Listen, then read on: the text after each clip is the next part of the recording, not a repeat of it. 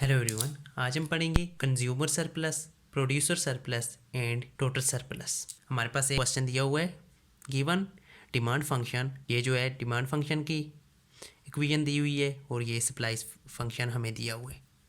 इसमें हम ये तीनों फाइंड करेंगे, कंज्यूमर सरप्लस, प्रोड्यूसर सरप्लस और टोटल सरप्लस। इसे सॉल्व करने से पहले सबसे पहले हम देख लेते हैं कि ये होता क्या है, consumer surplus, producer and total surplus. Consumer surplus सबसे पहले द डिफरेंस बिटवीन कंज्यूमर में मैक्सिमम विलिंगनेस टू पे एंड द मार्केट प्राइस। इसमें वो कह रहा है कि सबसे पहले जो फ़र्क होता है, एक कंज्यूमर जो ख़रीदने वाला होता है, कोई भी चीज़ परचेज़ करने वाला होता है, वो कितने मैक्सिमम कितना किसी चीज़ के लिए पे कर सकता है और मार्केट में उस चीज़ की प्राइस क्या है। फॉर एग्ज़ाम्पल, अगर एक चीज़ ख़रीदने जाते हैं, कोई भी बंदा जो है एक चीज़ ख़रीदने जाता है, उसकी प्राइस है 100 रुपीज़, तो वो मैक्सिमम कितने पे कर सकता है? क्या वो 100 रुपीज़ पे कर सकता है या उससे ज़्यादा पे करेगा या उससे कम पे करने की उसकी विलिंगनेस है? अगर वो उससे यानी वो 120, उसका ख्याल था कि 120 रुपये की चीज़ होगी तो वो 120 ले गया, लेकिन मार्केट में 100 रुपये की वो चीज़ है, तो उसमें उससे 20 रुपये बच गए, तो वो उसका कंज्यूमर सरप्लस हो गया, पॉजिटिव है। अगर वही चीज़, अगर उसके पास 100 रुपये है, वो चीज़ उसको 120 रुपये की मिले, तो वो जो है वो 20 रुपये वो एक्स्ट्रा पे करेगा, तो वो नेगेटिव कंज्यूमर सरप्लस, यानी उसकी वैल्यूज़ नेगेटिव में आ जाएगी। अब इसी तरह प्रोड्यूसर सरप्लस। अब प्रोड्यूसर सरप्लस क्या होता है? The difference between market price and the producer minimum willingness to accept after define a reservation price is define has consumer surplus. अब इसमें वो कह रहा है, ये एक जो है प्रोड्यूसर जो चीज़ कोई भी प्रोड्यूस करता है, अब वो मिनिमम उसकी विलिंगनेस कितनी एक्सेप्ट, यानी अगर वो एक प्राइस लगा देता है, यानी अगर एक कोल्ड ड्रिंक वो बेच रहा है तो वो 100 रुपये उसकी मार्केट में प्राइस करर कर देता है, लेकिन वो अगर उससे कम मिनिमम वो कितनी प्राइस में वो बेच सकता है, जितनी वो मिनिमम प्राइस में बेच सकता है वो होती है कंज्यूमर सरप्लस। यानी अगर एक चीज़ जो है वो 100 रुपये की वो बेचना चाह रहा है, लेकिन जो है उसकी डिमांड कम है, तो वो 80 रुपये में मिनिमम बेचेगा, उससे कम में नहीं बेचेगा, तो वो 80 रुपये में जो बेचेगा वो जो है वो प्रोड्यूसर सरप्लस हो, उसकी मिनिमम जो है विलिंगनेस है वो 80 रुपीज़ है। अब टोटल सरप्लस क्या होता है? The sum of the producer surplus and consumer surplus is called surplus. Total surplus होता है जब जो कंज्यूमर का सरप्लस होता है प्लस कर दें उसमें अगर हम प्रोड्यूसर का सरप्लस, तो उससे बोलते हैं total surplus. TS is equal to PS plus CS, producer surplus plus consumer surplus. तो आपको ये समझ आ गया होगा। अब हम क्वेश्चन की तरफ चलते हैं। अब हमारे पास यहाँ क्वेश्चन में हमें गिवन है, हमें ये एक डिमांड फंक्शन, हम सबसे पहले लिख लेते हैं डिमांड फंक्शन। जो हमें पे डिमांड फंक्शन हमें गिवन है वो क्या है? P is equal to 30 minus 6Q। इसी तरह हमारे पास सप्लाई फंक्शन है, सप्लाई फंक्शन हमें क्या गिवन है? वो गिवन है P is equal to 10 plus 4Q। ये हमें सप्लाई फंक्शन गिवन है।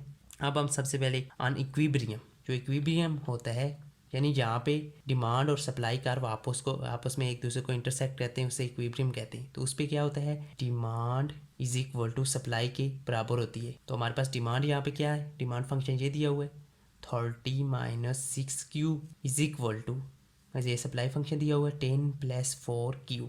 तो अब यहाँ पे आ जाएगा 30, ये इस साइड आ जाएगा, माइनस हो जाएगा 10 इज इक्वल टू, ये उस साइड चला जाएगा 4Q प्लस 6Q। तो यहाँ पे हमारे पास बन जाएगा 20 इज इक्वल टू 10Q। तो Q की क्या आ जाएगी? Q is equal to 10 over 20 over 10।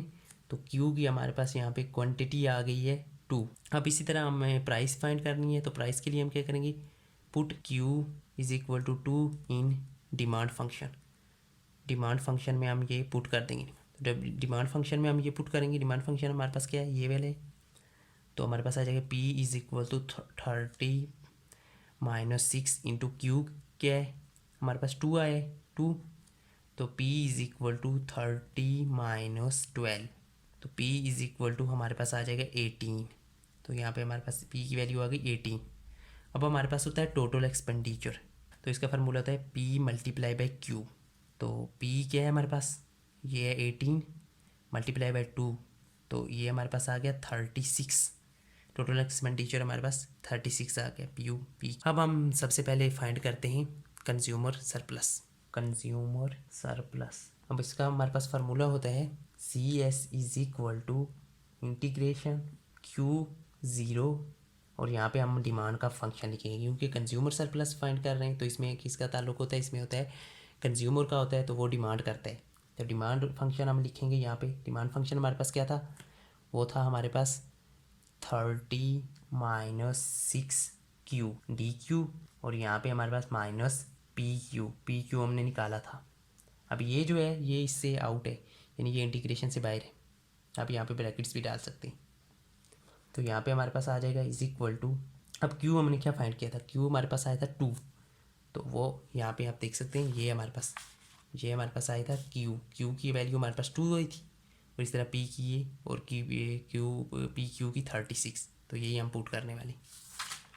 हमारे पास यहाँ पे Q की वैल्यू क्या आई थी 2, तो यहाँ पे 2 हम रख लेते हैं, यहाँ पे 0 ही आएगा। यहाँ पे आ जाएगा 30 minus 6Q DQ minus PQ, हमारे पास क्या था 36, तो ये हमने पुट कर दिया। अब हमारे पास यहाँ पे आ गया, तो ये जब हम इंटीग्रेट करेंगे तो यहाँ इसके साथ आ जाएगा 30Q माइनस यहाँ पे आ जाएगा 6Q square over 2। I hope आपको इंटीग्रेशन आती होगी। तो यहाँ पे इसका स्क्वायर बन जाएगा, यही स्क्वायर नीचे 2 जो स्क्वायर है वो डिवाइड हो जाएगा, तो ये 2 आ गया। अब यहाँ पे 2 और ये 0 और ये माइनस 36।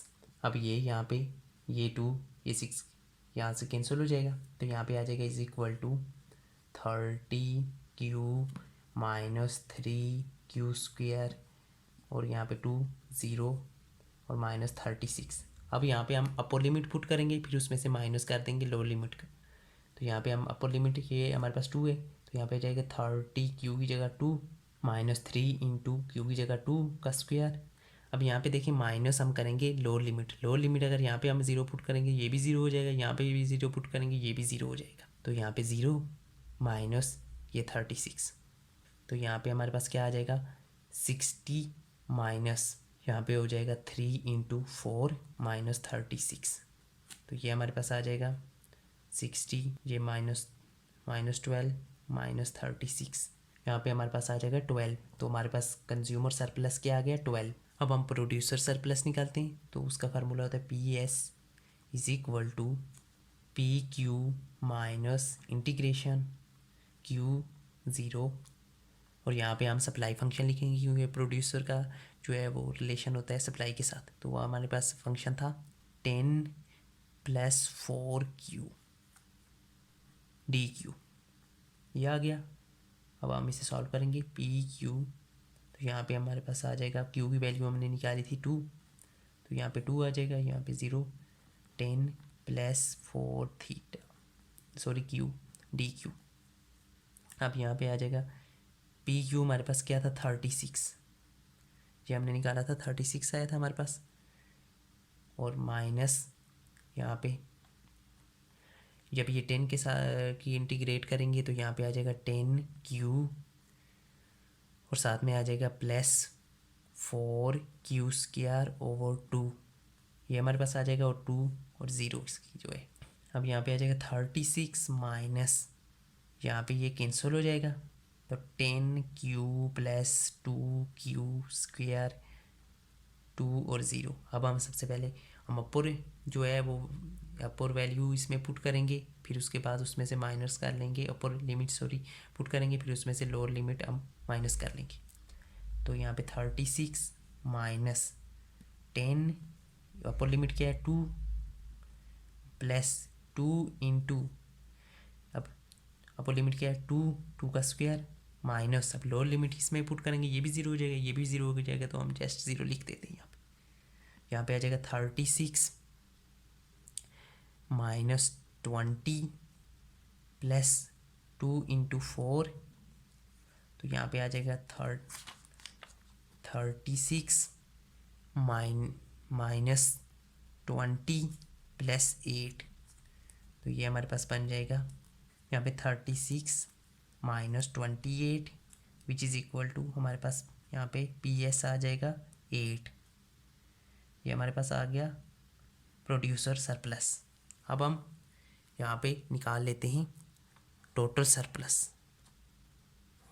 तो टोटल सरप्लस क्या होता है TS is equal to producer surplus plus consumer surplus.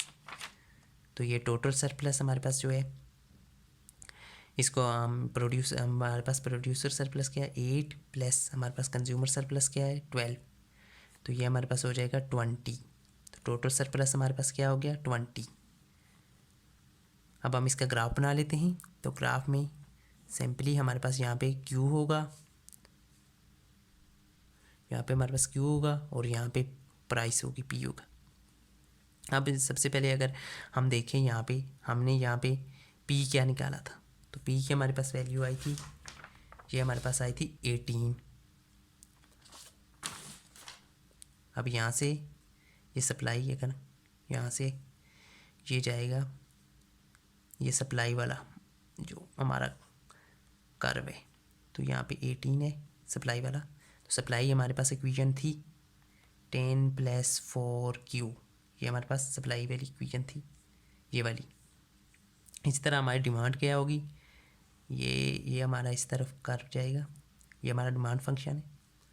तो डिमांड फंक्शन हमारा क्या था यहाँ पे, वह था 30 - 6Q। अब ये जो है इक्विलिब्रियम, यहाँ पे दोनों इंटरसेक्ट कर रहे हैं एक दूसरे को, तो ये इक्विलिब्रियम पॉइंट है। तो यहाँ पे हमारे पास वैल्यू क्या आएगी, ये यहाँ पे हमारे पास वैल्यू है 12, ये हमारा कंज्यूमर सरप्लस है, और यहाँ पे हमारे पास जो है क्वांटिटी क्या थी 2। अब हमारे पास यहाँ पे कंज्यूमर सरप्लस कौन सा है, ये जो हमारे पास है, ये एरिया, ये हमारे पास है कंज्यूमर सरप्लस, इसे हम CS लिख सकते हैं। और ये जो हमारे पास एरिया है, ये है प्रोड्यूसर सरप्लस, तो इसे हम कह सकते हैं PS, ये हमारे पास प्रोड्यूसर सरप्लस है। तो ये हमारा क्वेश्चन कंप्लीट हो चुका है। आई होप आपको आज की वीडियो पसंद आएगी। वीडियो पसंद आई तो वीडियो को लाइक करो, चैनल को सब्सक्राइब करें। Thanks for watching.